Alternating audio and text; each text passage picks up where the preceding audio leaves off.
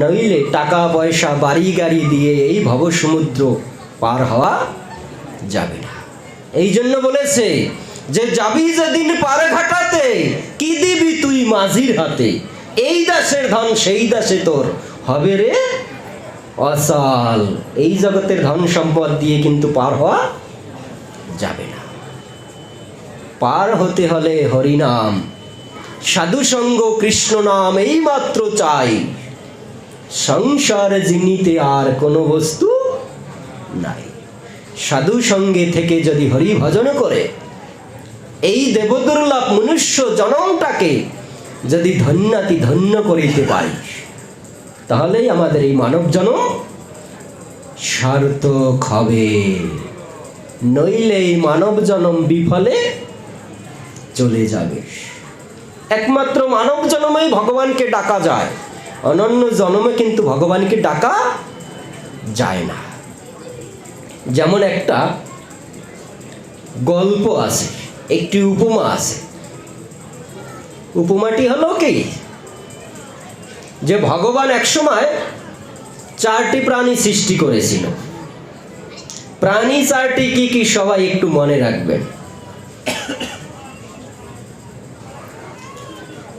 4টি প্রাণী সৃষ্টি করেছে। এখন প্রাণী 4টির নাম হলো, 1 নাম্বার হলো মানুষ, 2 নাম্বার গাধা, 3 নাম্বার কুকুর, 4 নাম্বার শকুন।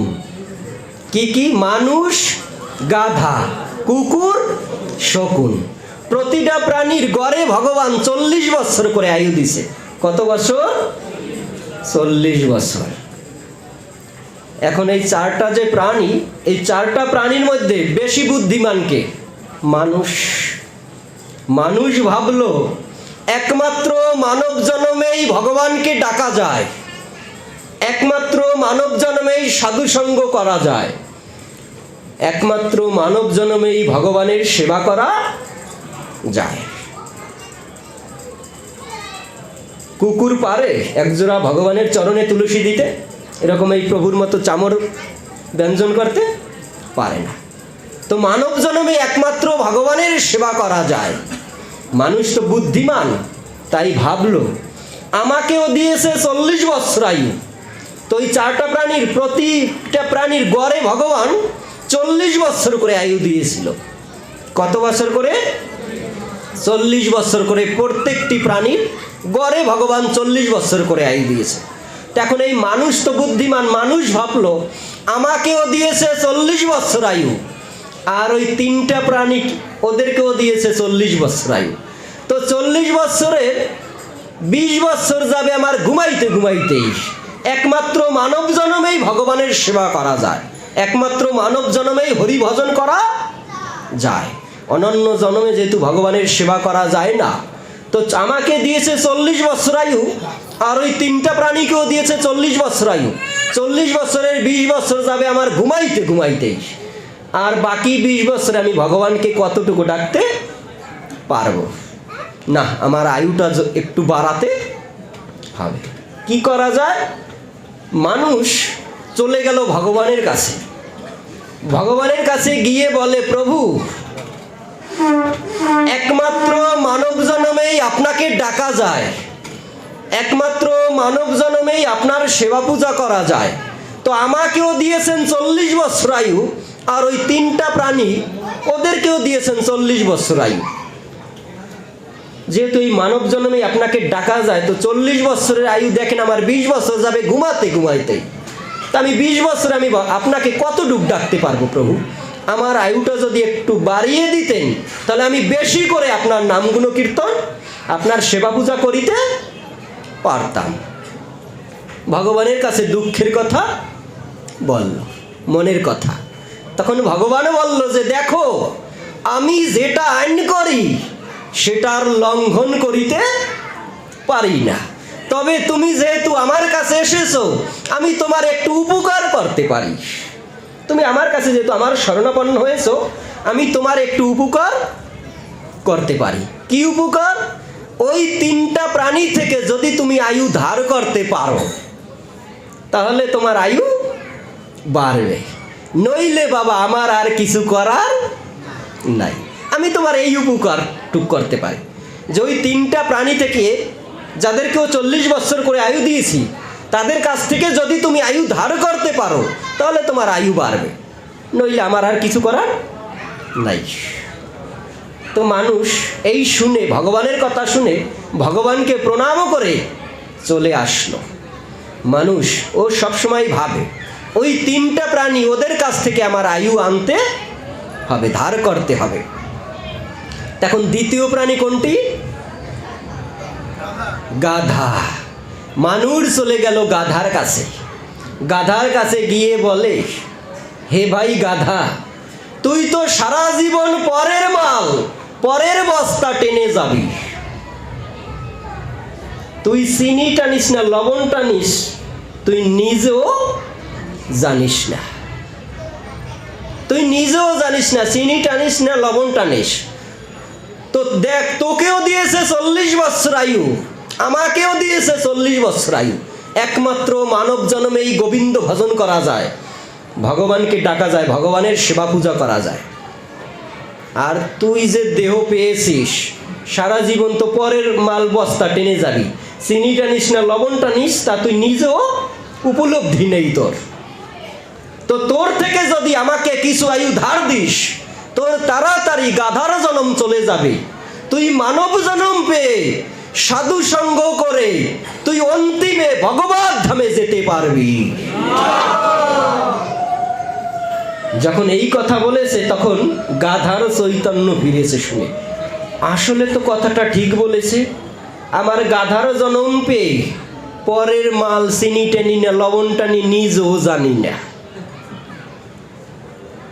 তো আমার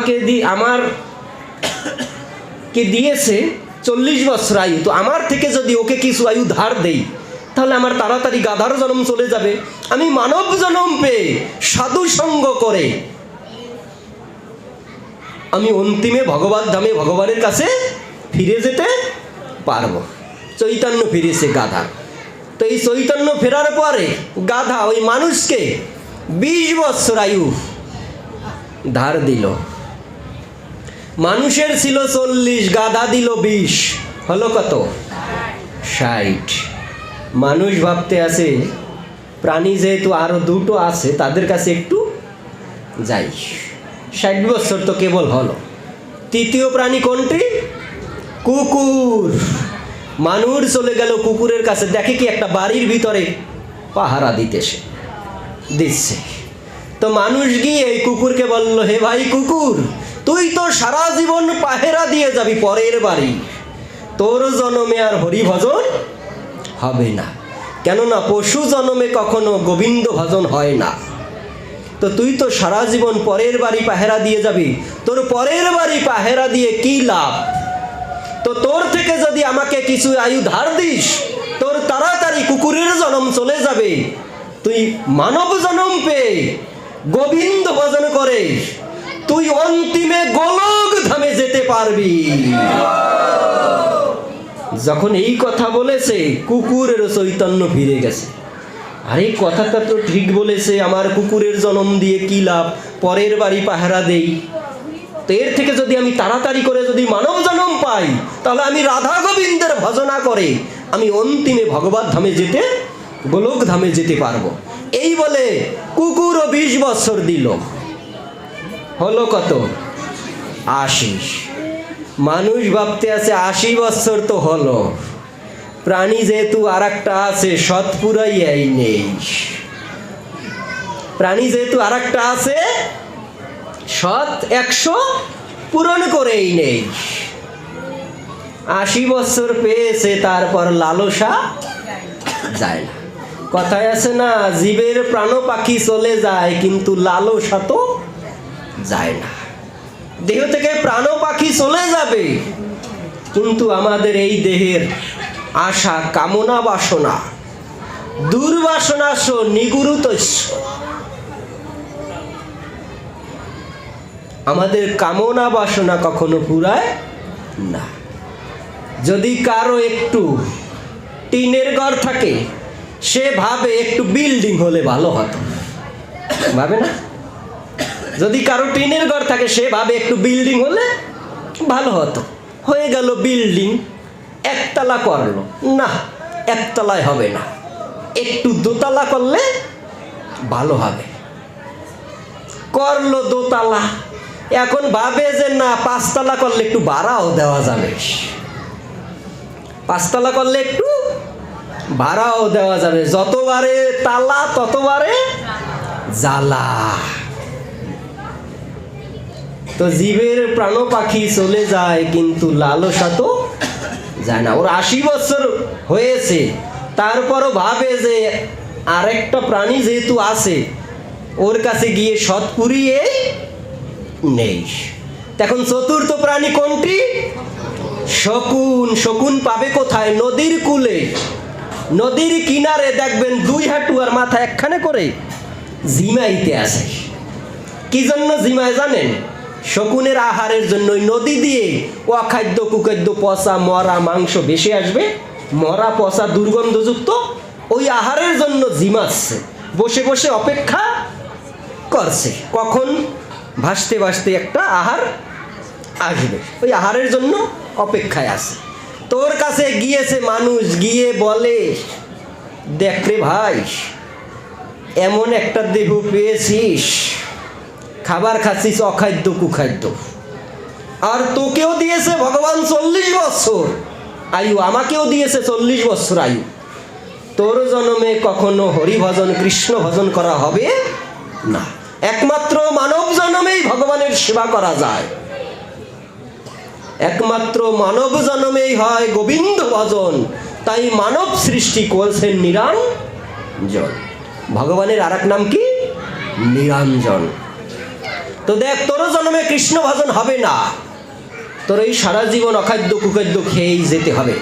তো আমি বলছি কি, তোর থেকে যদি আমাকে কিছু আয়ু ধার দিস, তাহলে তোর শকুনের জন্ম চলে যাবে তাড়াতাড়ি, তুই মানব জন্ম পেয়ে গোবিন্দ সেবা করে, সাধু সঙ্গ করে, ভগবত সেবা করে তুই অন্তিমে তুই বৈকুণ্ঠ ধামে যেতে পারবি। তোর আর এই অখাদ্য কুখাদ্য খেতে হবে না। যখন এই কথা বলেছে, শকুনেরও চৈতন্য ফিরে গেল।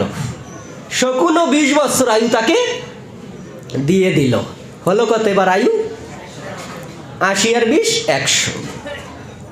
100 বছর আয়ু। তো এর মধ্যে ভগবান দিয়েছে কত বছর?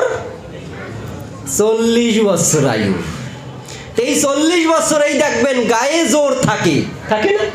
40 বছরের পর কিন্তু আস্তে আস্তে শরীরের বাটা পরে, চশমা লাগে, চুল পেকে যায়, গালটা একটু চেপে যায়, এরপর আস্তে আস্তে মানে ওই বেগুন পোড়ার মতো হতে থাকে।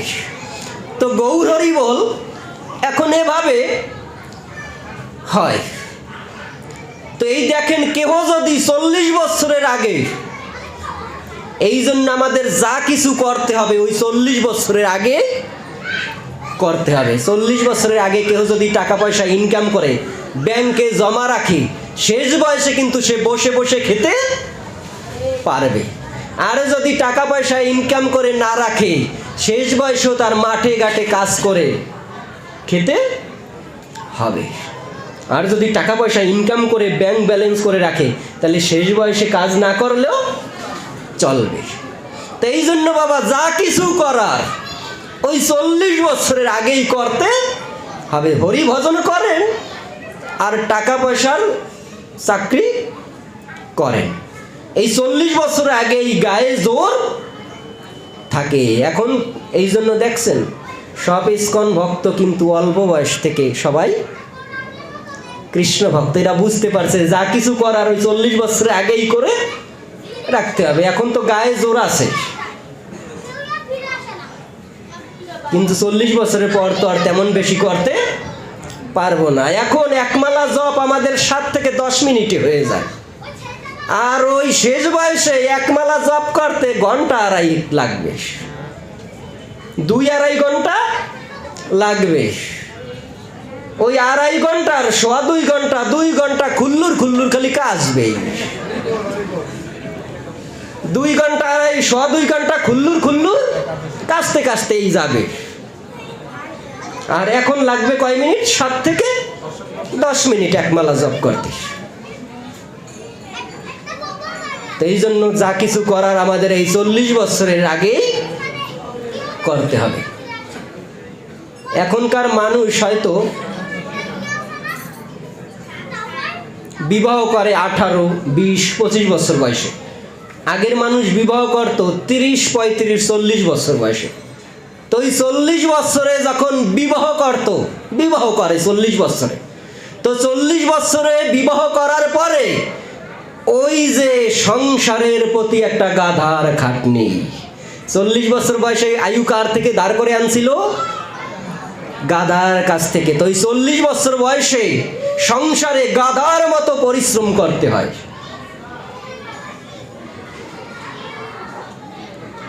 তখন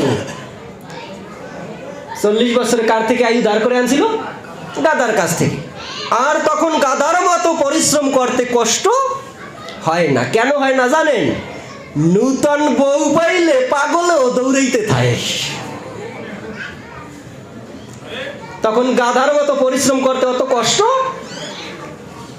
কষ্ট হয় না, মানে উপলব্ধি হয় না কষ্টটা। কেননা পাশে তো নূতন বউ আছে। তো গৌর হরি বল, এই 40 বছরে যখন বিবাহ করে, বিবাহ করার পর ওই সংসারের প্রতি গাধার খাটনি।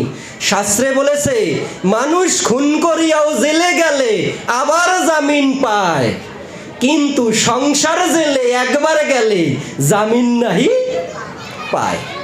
আপনি 2টা মার্ডার করে খুন করে জেলে যান, 30 বছর পর আপনাকে সরকার মুক্তি দিয়ে দেবে না? একটা মার্ডার করলে 12 বছর, 2টা করলে 30 বছর হয়তো দিবে। 30 বছর পর আপনাকে মুক্তি দেবে সরকার। কিন্তু যদি একবার সংসারে কেউ প্রবেশ করে, বিবাহ করে, মানুষ খুন করিয়াও জেলে গেলে আবার জামিন পায়, সংসার জেলে একবার গেলে জামিন নাই পায়।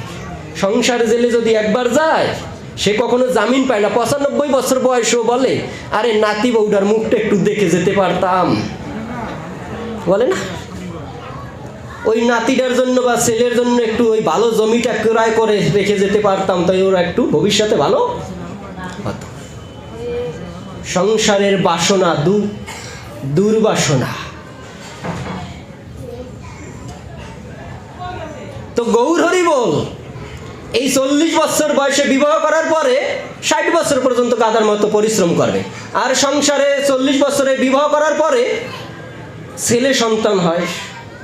বিবাহ করার পরে 1-2 বছরের মধ্যে ছেলে সন্তান হয়। তো ছেলে সন্তান আস্তে আস্তে বড় হয়। তো বড় হয় যখন ওর বয়স যখন 60 বছর পরে, এদিকে আবার ছেলে বড় হয়ে যায়। তো ছেলে যখন বড় হয়ে যায়, তো ছেলেকে এবার বিবাহ করাইছে। তো বিবাহ করার পরে ছেলেকে বিবাহ করাইছে, ছেলে বউ নিয়ে আসে। তো বিয়ে করার পরে নূতন বউ নিয়ে সবাই একটু বাপের বাড়িতে যায়, শ্বশুর বাড়িতে যায় না? তো শ্বশুর বাড়িতে যাবে, বা কেউ সিনেমা দেখতে যায়, বা কেউ কক্সবাজার যায়, বা কেউ কুয়াকাটা যায়, বিভিন্ন জায়গায় তীর্থ ভ্রমণে, কেউ নবদ্বীপ যায়, কেউ বৃন্দাবন যায়, মানে কেউ হানিমুনে যায়। আর যাবে যখন, আর তখন বাবা মাকে বলে যে বাবা মা আমরা তো অমুক জায়গায় যাচ্ছি আজকে, তোমরা একটু বাড়িটার দিকে একটু খেয়াল রেখো মা, বাড়িটা একটু পাহারা দিও। 60 বছর বয়সে কার থেকে আয়ু ধার করে আনছিল? কুকুর বাড়ি কি করছিল? পাহারা দিয়েছিল। 40 বছরে গাধার কাছ থেকে আনছিল, আর 40 বছরে সংসারে গাধার মতো পরিশ্রম করতে হয়। আর যখন 60 বছরে পড়ে যায়, তখন বাবা মাও বলে, যখন ছেলে বলে মা বাবা আমরা একটু শ্বশুর বাড়ি যাচ্ছি, তোমরা বাড়ির দিকে একটু খেয়াল রেখো, বা সিনেমা দেখতে যাচ্ছি, তোমরা বাড়ির দিকে একটু খেয়াল রেখো। তখন বাবা মাও বলে যা তোদেরই তখন সময়, যা আমরা 2জন বুড়া বুড়ি বাড়িতে আসি, আমরা বাড়ির খেয়াল রাখবো। বাড়ি পাহারা দেয়। এই 60 থেকে 80 বছর পর্যন্ত কি করে? বাড়ি পাহারা দেয়। আর যখন 80 বছরে পরে, তখন শকুন কার থেকে আয়ু দাঁড় করে আনছিল? শকুন কি করছিল? নদীর কূলে 2 হাঁটু আর মাথা একখানে করে জিমাইছিল। আর 80 বছর বয়সও তখন হাঁটতে চলতে পারে না, বিছনায় পড়ে যায়। তখন হাঁটতে চলতে যেহেতু পারে না, তখন ওই ছেলে আর ছেলের বৌমা মেইন ঘরে রাখে না। বাবা মাকে বৃদ্ধ যখন হয়ে যায় মেইন ঘরে রাখে না, একদম বারিন্দার কর্নারে ওই দূরে রাখে। বারিন্দার কর্নারে দূরে রাখে আর বলে, এই বাবা মার যেন ওই খুল্লুর খুল্লুর কনকন আকাশ যেন আমাদের কানে না আসে, মনে মনে বলে। তখন ওই বারিন্দায় বসে, তখন খাটেও ঘুমাইতে পারে না, নিচে বিছানা করে দেয় আর ওই অপেক্ষায় থাকে কখন বৌমা খাবার দিয়ে যাবে। শকুন কি করছিল? খাবারের অপেক্ষায় জিমাইছিল না? কখন নদী দিয়ে অখাদ্য কুখাদ্য পচা মাংস ভেসে আসবে। তো আজও 80 বছর থেকে 100 বছর পর্যন্ত এই শকুনের মতো ঝিমাইয়ে যায়। বৌমার কাছে যদি সকালবেলা জল চায়, তখন বৌমা ওই জলের কথা বিকালবেলা মনে পড়ে, আরে আমার কাছে তো শাশুড়ি মা জল চাইছে সকালবেলা, আর মনে পড়ছে কখন? বিকালবেলা। আরে শাশুড়ি মা তো আমার কাছে জল চাইছে, জল দিতে তো মনে নাই, 1 গ্লাস জল দিয়ে আসি। তো আমাদের সংসারে এই উপমাটা একেবারে সবার জীবনে আসবে। তো যা কিছু করার বাবা কত বছর থাকতেই করতে হবে? 40 বছরের আগেই করে রাখতে হবে, নইলে বাবা ওই সংসারের প্রতি গাদার